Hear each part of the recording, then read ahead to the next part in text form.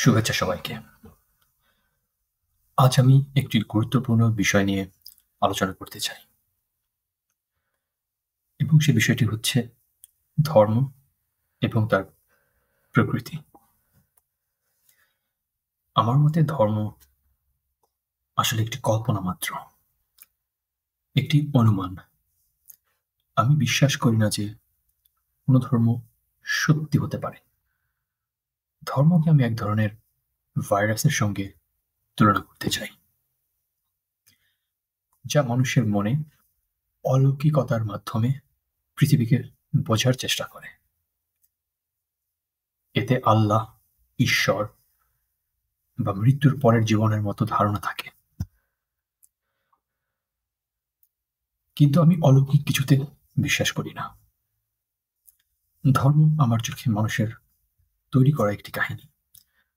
এটি সেই সময় তৈরি হয়েছিল যখন জীবন ছিল নিষ্ঠুর, মানুষ ছিল অশিক্ষিত, আর বিজ্ঞানের আলো থেকে বঞ্চিত। তখন মানুষ পৃথিবী ও মৃত্যুর রহস্য বোঝার জন্য আল্লাহ, ঈশ্বর বা আত্মা এ ধরনের ধারণা তৈরি করেছিল। ধর্ম ছিল একটি নিয়ন্ত্রণের হাতিয়ার, একটি চিন্তার শাসন ব্যবস্থা। এটি প্রধানত দুটি ভিত্তির উপর দাঁড়িয়েছিল: আল্লাহ, ঈশ্বর এবং মৃত্যুর পরের জীবন। বাকি সবকিছু স্থান, কাল আর সংস্কৃতির উপর নির্ভর করে। আমি মনে করি ধর্ম পৃথিবীর জন্য ক্ষতিকর। ঈশ্বর বা আল্লাহ একটি অনুমান মাত্র, যার কোনো প্রমাণ নেই, যার প্রমাণ কোনো মানুষ দিতে পারবে না। মানুষের সব প্রশ্নের উত্তর হিসেবে শক্তিমান আল্লাহ এই ধারণাটি হাজির করা হয়। মৃত্যুর ভয় কাটানোর জন্য চিরজীবনের প্রতিশ্রুতি দেওয়া হয়, যাতে মানুষ দুনিয়ার কষ্ট সহ্য করতে পারে। কিন্তু এই ধারণাগুলো মানুষেরই সৃষ্টি। ইসলাম ও অন্যান্য ধর্মগ্রন্থগুলোতে মানুষের লেখা যে হিংস্রতা, নিপীড়ন আর নারী বিদ্বেষের মতো বিষয় রয়েছে। বিশেষ করে ইসলাম ধর্মে তা প্রচুর পরিমাণে দেখা যায়, এবং ইসলাম ধর্মের নারীদের এবং নারী দাসীদের প্রতি আচরণ অত্যন্ত নিষ্ঠুর। ইসলামিক উৎস যেমন সহিহ বুখারী ও সহিহ মুসলিমে বর্ণিত আছে, মুহাম্মদ একাধিক পুরুষকে দাসী নারীদের সঙ্গে যৌন সম্পর্কের অনুমতি দিয়েছিলেন। একজন মালিক তার দাসীকে ধর্ষণ করতে পারতেন, তারপর তাকে অন্যদের কাছে হস্তান্তর করতে পারতেন। এমনকি দাস বাজারে তাদের বিক্রি করা হতো। এটি মানবতার বিরুদ্ধে একটি বড় অপরাধ। আপনারা কি মনে করেন? এছাড়াও মুহাম্মদের ব্যক্তিগত জীবন নিয়ে প্রশ্ন ওঠে। যেমন কুরআনের আল আহজাব এর 50 নং আয়াতে বলা হয়েছে, মুহাম্মদের জন্য বিভিন্ন নারী বৈধ করা হয়েছে, যা অন্য মুসলিমদের জন্য নয়, শুধুমাত্র তার জন্য। এটি তার অসুবিধা দূর করার জন্য করা হয়েছে।